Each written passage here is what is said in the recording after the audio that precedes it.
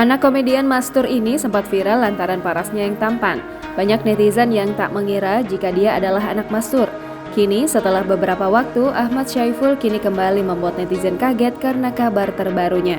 Anak dari komedian Mastur tersebut kini menjadi selebriti muda dan bermain sinetron hingga film. Diketahui jika Ahmad Syaiful saat ini sibuk meniti karirnya sebagai selebriti tanah air. Hal ini dapat dilihat ketika ia berperan dalam salah satu sinetron berjudul Jali Preman Soleh di tahun 2021 silam. Selain bermain dalam sinetron, Ahmad Syaiful juga bermain dalam film layar lebar. Artis berusia 26 tahun ini bermain dalam film Bukan Cinderella pada tahun 2022. Dalam film tersebut, Ahmad Syaiful menjadi lawan main dari Fuji.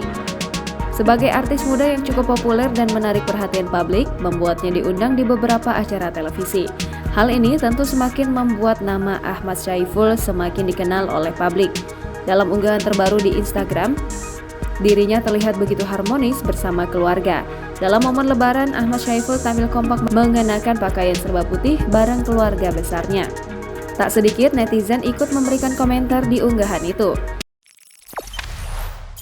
Jangan lupa subscribe, share, komen, dan like ya!